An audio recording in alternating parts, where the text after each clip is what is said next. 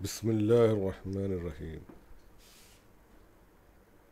دہیج دہیج ایک ایسی رسم ہے جس کی وجہ سے بہت سارے گناہ وجود میں آتے ہیں۔ یہ جائز ہے یا ناجائز ہے، اس کا فیصلہ آپ خود کر سکتے ہیں۔ ایک ہی لفظ میں مجھے کسی سے پوچھا جائے کہ دہیج جائز ہے یا ناجائز، تو ہر انسان کو یہی کہنا پڑے گا کہ یہ ناجائز ہے، اسلامک پوائنٹ آف ویو سے بھی، اور سمویدھان کے تحت بھی یہ جو ہے ناجائز مانا جاتا ہے۔ پھر کیا وجہ ہے کہ یہ ختم نہیں ہو کے دے رہا اور روز بروز اس کا بے معنی مطالبہ بڑھتا چلا جا رہا ہے؟ کیا وجہ ہے اس کی؟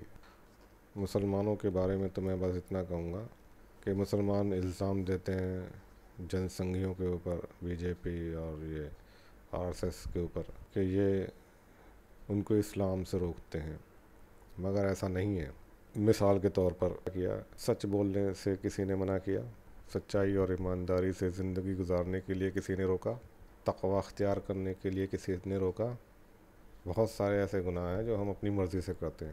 صبح کو فجر کی نماز چھوڑ کے ہم سوتے ہیں، کیا یہ بی جے پی نے تمہارے لیے طے کر دیا ہے کہ نہیں تمہیں سونا پڑے گا 9-10 بجے تک، 11-12 بجے تک، رات بھر ٹی وی، گانے، میوزک، فلمیں یہ تم دیکھتے ہو؟ کیا یہ بی جے پی نے کہا تھا کہ آپ ساری رات انٹرنیٹ چلاؤ اور دیکھو، اپنا ٹائم برباد کرو؟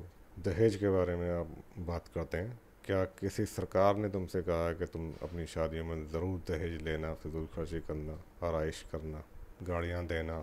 یا کسی سرکار نے کہا ہے یا غیر مسلموں نے کہا ہے؟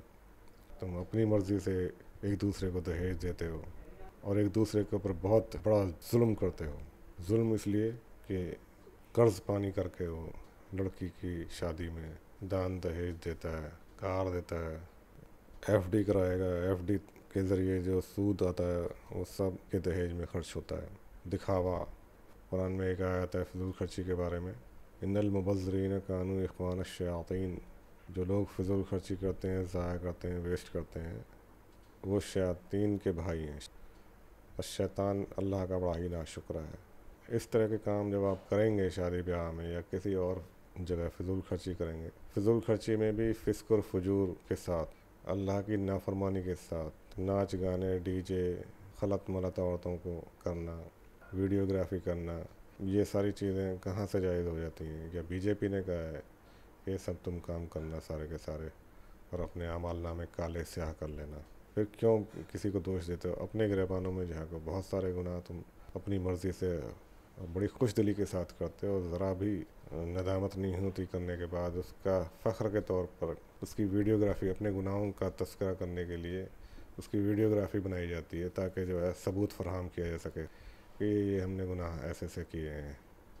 ایک دن کی جنت بنا دیتے ہو، اتنی لاغت لگاتے ہو، اتنے نمرود نے بھی نہیں جنت بنائی ہوگی اتنی آپ بنا دیتے ہو۔ کوئی چیز کی کمی نہیں ہوتی اس وقت میں، بالکل ایسا لگتا ہے کہ جنت کا ایک نظارہ ہے۔ میں کہہ رہا تھا کہ دہیج کے تار بہت سارے گناہوں سے جڑتے ہیں، سود سے اس کے تار جڑے ہوئے ہیں۔ کسان مقروض ہوتا ہے، اپنے کریڈٹ کارڈ سے سود اٹھاتا ہے، جب ادا نہیں کر پاتا تو اس کے اندر سوسائیڈل تھاٹس آتے ہیں۔ جو کوئی سود لیتا ہے، قرآن کے اندر اس کا ذکر آتا ہے سود خوروں کا، کہ اللہ اور رسول کی اس سے جنگ ہے، اور اللہ سے جنگ کرنے کے بعد کوئی جیت تو سکتا ہے نہیں، ذلت اور رسوائی کے سوائے کچھ بھی حاصل ہونے والا ہے نہیں۔ سود پہ قرض لینا، دوستوں سے ادھار لینا، ادھار کا بوجھ، قرض کا بوجھ کتنا خطرناک ہوتا ہے، مائنڈ کے اوپر، ذہن کے اوپر کتنا پریشر ہوتا ہے۔ قرض ادا کرنا ہے، قرض ادا کرنا ہے، جن جن سے قرض لیے ہوتے ہیں اور رشتے ناتے داروں سے تعلق خراب ہو جاتے ہیں۔ قرآن میں آیا ہے کہ تعلقات کو صلہ رحمی کے ذریعے سے قائم رکھنا چاہیے۔ صلہ رحمی کہاں سے کرے؟ قرض لے کے کوئی لوٹاتا ہے نہیں، قرض لے کے جب نہیں لوٹائے گا تو تعلقات خراب ہوں گے۔ اور قرض زیادہ تر جو ہے انہی شادی بیاہ کے موقع پر ہی لیا جاتا ہے۔ اس سے پہلے جو یا تو کوئی بیمار ہو جائے تو لوگ اس کے ساتھ ہمدردی کرتے ہیں، کوئی بیمار ہو گیا کوئی بات نہیں، ہیلپ کر دیتے ہیں، مدد کر دیتے ہیں، مجبور ہے انسان، زکوٰۃ وغیرہ کے ذریعے سے ہی مدد کر دیتے ہیں۔ لیکن اس شادی بیاہ کے معاملے میں تو امیر اور غریب سارے ہی مقروض ہو جاتے ہیں اور پھر قرض کو لوٹاتے نہیں ہیں۔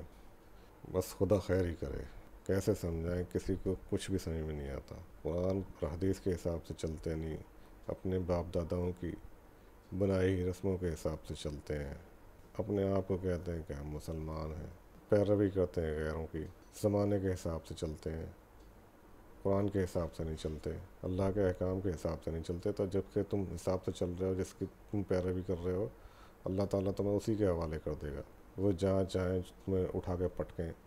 اگر تم اللہ کی پیروی کرو گے تو پھر اللہ تعالیٰ تمہارا ذمہ دار ہے۔ وآخر الدعوانا ان الحمد للہ رب العالمین۔